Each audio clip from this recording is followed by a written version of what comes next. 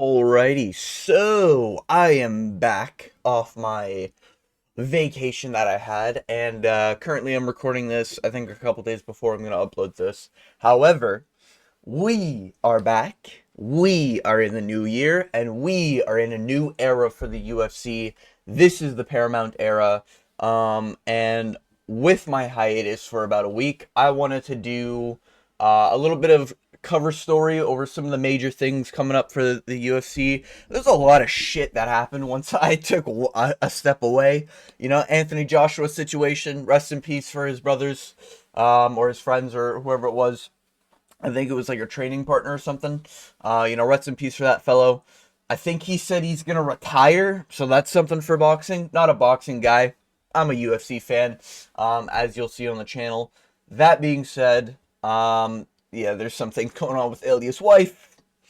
There's some things going on with Arman Sarukian and the Team Khabib stuff, and yeah, there's a lot of stuff to cover. But I decided to take three major topics that I thought were relevant for the UFC, and I plan on doing other videos still. Big news about the upload schedule for 2026 at the end of the video. But without further ado, let's get into it. The first topic I want to discuss today that you've seen on the thumbnail. Good old Justin Gaethje, man. Yo, fuck, man. If you don't know, Justin Gaethje's taking on Paddy Pimblett. And, these images are brought to you by Champion Rounds. We love doing our due diligence and spreading the information from the people I get my images from, I guess. But yeah, this is from Champion Rounds. Justin Gaethje. You know, we love Justin Gaethje on the channel, okay? He gets a lot of hate. Yeah, he's a little bit of a baby for whining for a title shot. But we all want to see Justin Gaethje win. We don't want to see him knocked out cold and getting masterclassed by Paddy Pimblett, right? Yeah, this is probably staph infection. If you don't know what staph infection is, basically it kind of saps your cardio. It maybe doesn't sap your cardio, but it kind of like corrodes away at the skin, from my understanding. And the main problem, and you might be thinking like, oh, okay, it's just a hole near his neck. I mean, that's not like a big deal. You have to take antibiotics and other things that basically make you tired in order to stop the spreading of staph, or to sort of heal it in a way. And if you're doing that and you're taking antibiotics and stuff like that, you are probably having some cardio problemas. You know, you're probably going to run into a few problems with cardio. You see it with everyone who's ever had staph in a fight. They have cardio problems, or they're a little bit like loopy out there, you know, a little bit dizzy or something. You know, Benoit Saint Denis, Dustin Poirier. Not saying Poirier wouldn't have beat Benoit Saint Denis. That's my diamond. All right, he shined bright like a diamond that night. But Benoit Saint Denis definitely looked a lot sloppier having staph infection. Sean Strickland rematch against Dricus du Plessis. The reason why it didn't look anywhere near as close as the first fight is because Sean Strickland had fucking staph infection. Okay, despite him saying, I don't get staph, I give staph. You kind of have to get it to give it. Okay, but Justin Gaethje, our highlight reel, your favorite fighter's favorite fighter, as they used to say back in the day. Yeah, he's got staph infection. Now, he's come out and said a few things. He's kind of saying people are just spreading images for no reason. He's also claiming this is an ingrown hair. Now, I don't know about you fellas. I, myself, has had a ingrown hair. That does not seem to be an ingrown hair. That seems to be a little bit wider, a little bit bigger than an ingrown hair. But yeah. So these images are circulating. We're about 14. Yeah, we're like a little under 3 weeks as of recording this till the fight. This could not be a problem by fight day. Maybe it's fully healed or whatever. But odds are he's probably going in with staph infection or some sort of compromisation. This doesn't change my pick.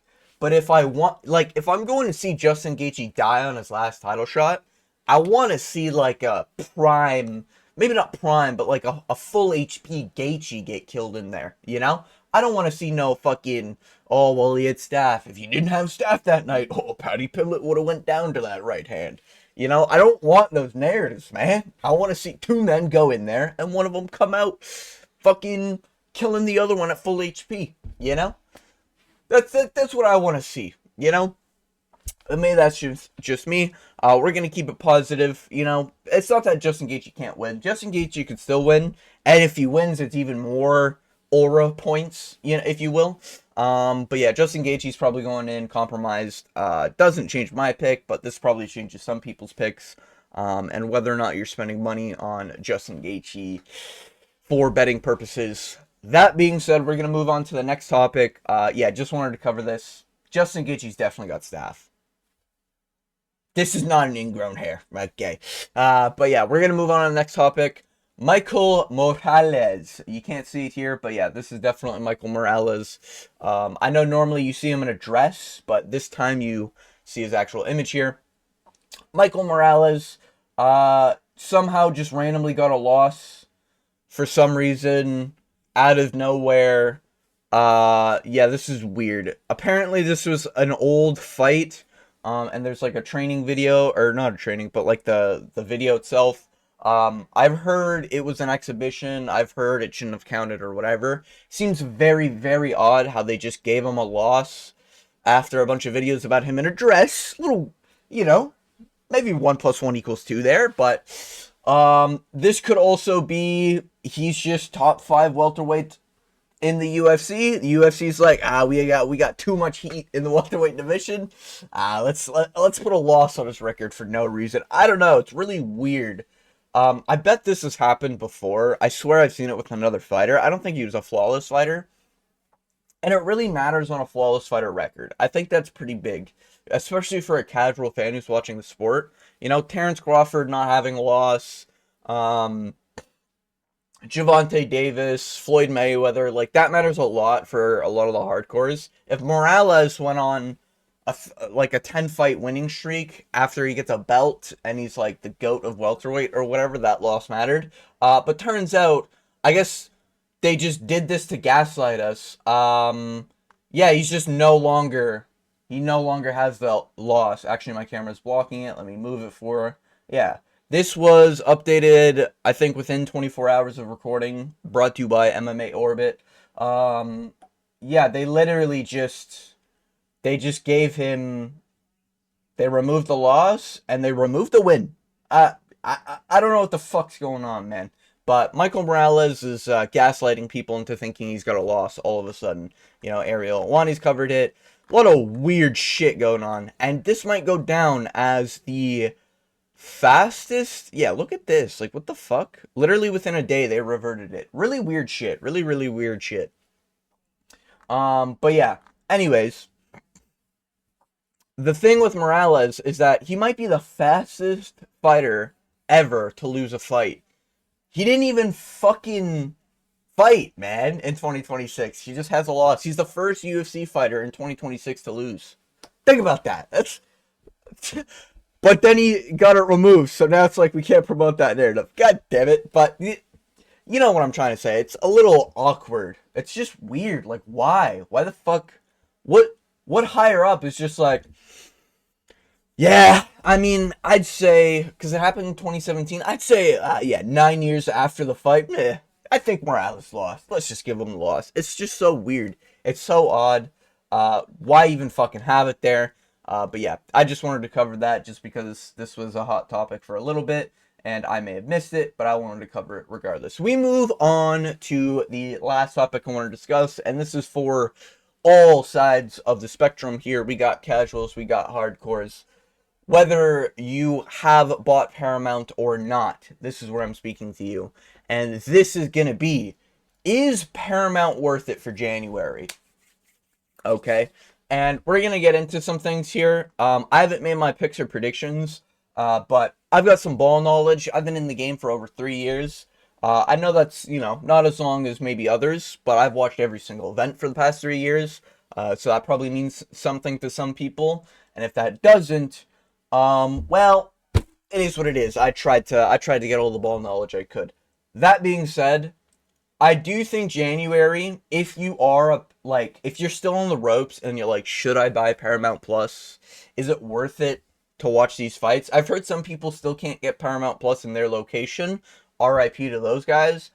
Keep watching, just keep looking to the east, boys, if you catch my drift. Look for the cracks in the wall if you get what I mean by that. But regardless of that, I do think Paramount Plus, despite it only being 2 events, if you want to really like rinse and get like the real value, I would wait till the 23rd of January to buy Paramount Plus, because you'll be getting these 2 events, and then you'll also be getting these 2 events. So you'll get 4 events. Yeah, you'll get 4 events if you wait till the 23rd. If you really want to squeeze out every dollar, that's pretty fucking good. Now, I didn't do that. I ended up getting like 50% off for the first 3 months. There was like a deal for New Year's for Paramount Plus. So if you can find one of those, that's kind of the way to rinse it.